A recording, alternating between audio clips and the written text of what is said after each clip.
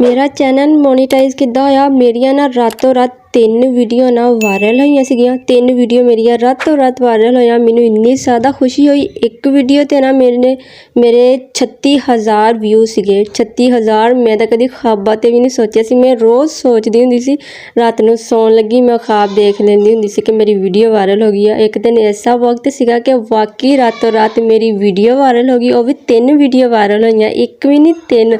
एक ते 36,000 व्यू। बिस्मिल्लाहिर्रहमानिर्रहीम, अस्सलाम वालेकुम। अज दी रेसिपी बहुत ही मज़ेदार है। अज बना रहे हैं बहुत ज़बरदस्त जी रेसिपी। मैं तुहानूं अपनी और कामयाबी दा राज भी शेयर करांगी। अच्छा जी, नालों नाल आपां दस भी दिंदे आ की ऐड कीता। अच्छा, इहदे विच मैं पाया वा 1 चम्मच हल्दी, नमक हस्बे ज़रूरत और लाल मिर्च 1 चम्मच, ठीक है ना। 2 टमाटर और 2 प्याज, साबुत लहसुन, पानी दा 1 गिलास पाऊँगी, ठीक है ना। अगर अचानक मेहमान आ जाए ना, जल्दी फटाफट ये रेसिपी बना सकते हो तुसी, और मैं 10 मिनट कवर कर दूँगी।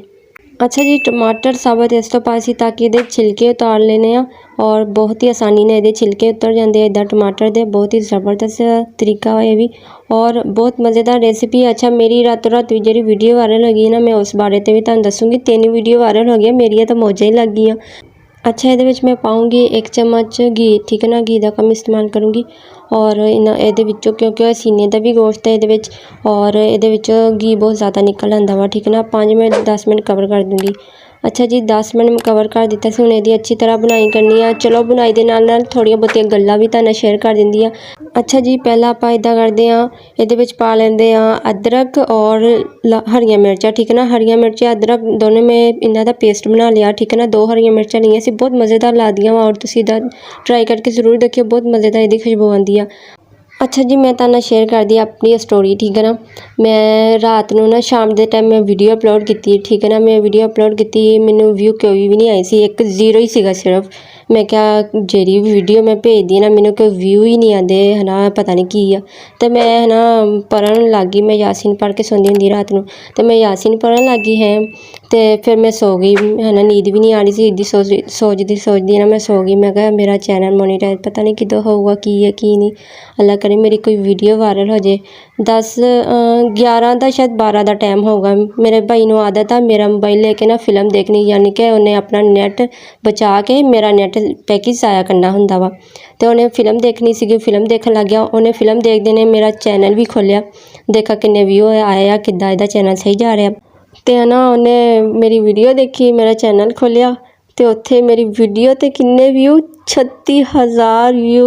अल्लाह, मैं इन्नी ज़्यादा खुश कि मेरे 36,000 व्यू। मैनूं उन्हें दस्सिया कि है ना ये तेरी वीडियो वायरल हो गई। मैं कहा जा मजाक ना कर, मैनूं सौन दे नहीं। तो मैनूं उठाया उन्हें, मैनूं कहन लग्या नहीं मैं मजाक नहीं कर रहा, तू खुद देख ले, तेनूं यकीन आ जाएगा। मैं कहा अच्छा चल लिया मेरा मोबाइल दे। मैं मोबाइल देखिया, मेरी अक्खां भी ना खुलन, मैनूं नींद ते इहने जगाता। जो मैं अक्खां नूं मतलब देखिया, मैं देखिया 36,000 वीडियो ते मेरे व्यू। मैं तो इन्नी ज़्यादा खुश, मैं कहा है सच्ची मेरी वीडियो वायरल हो गई है। मैनूं मेरिया तो नींदां ही उड़ गईयां। और 3 वीडियो मेरे वायरल हुई यकदम, और एक वीडियो ते मेरी व्यू सीगे है ना 30,000, और एक वीडियो ते मेरे व्यू सी 20,000। इदा मेरी वीडियो वायरल हो गया, और मैं इन्नी ज़्यादा खुश, मेरा चैनल हो गया। मैं क्या हुण मोनीटाइज। और मैं दुआ करके हमेशा सुनती हुंदी सी, रोज़ाना मैं दुआ करनी कि मेरा चैनल मोनीटाइज हो जाए। या अल्लाह मेरी कोई तो वीडियो वायरल कर दे। अल्लाह मियाँ ने मेरी 3 वीडियो वायरल कर दी। मैं इन्नी ज़्यादा शुक्रगुजार हुई, मैं तो नफल पढ़े, मैं दुआवां मंगिया। मैं कहा या अल्लाह तेरा लख लख शुक्र है, मेरी वीडियो तुसीं वायरल कर दी है। अच्छा, जो मैं वीडियो अपलोड कीतियां सी ना, वो सीगियां न्यूज़ के बारे ते। न्यूज़ सीगी इमरान खान दे ना गोली लगी सी, तो इमरान खान दे गोली लगी सी, तो मेरी मौज लग गई। सॉरी मजाक कर रही हूँ, तो मेरी वाकई मौज लग गई सी। अच्छा, मेरे ना फिर मैं वो वीडियो ना प्राइवेट कर दी, क्योंकि मेरा कुकिंग का चैनल सी, मेरा चैनल सिर्फ मोनीटाइज होना सी, मेरा हो गया मतलब पूरा। तो मैं वो वीडियो ने प्राइवेट कर दिया। अच्छा, फिर 2 का टाइम होगा शायद। फिर मेरा भाई मैनूं कहंदा चल मैनूं हुण इस खुशी ते मैनूं पराठे पका के खिला दे, मैनूं बहुत भुख लगी हुई। फिर मैनूं पराठा पका के दिता। अच्छा जी, गल्लां ते मैं तुहानूं बाकी चीज़ां शेयर करने वालियां रह गईयां वा, और वो मैं 10 मिनट मैं कवर किया पानी पा के, ठीक है ना। अच्छी तरह बुनाई की, फिर मैं 10 मिनट कवर कर दिता। उस तो बाद मैं गर्म मसाला और हरा धनिया पा लिया। बहुत मज़ेदार मेरी रेसिपी रेडी हो गई, और उम्मीद है अज दी मेरी वीडियो तुहानूं जरूर पसंद आएगी। मैनूं कमेंट करके लाजमी दसना वा, और फिर मिलांगे नवें चस्के दे नाल, नवीं रेसिपी दे नाल। ओके, अल्लाह हाफिज़।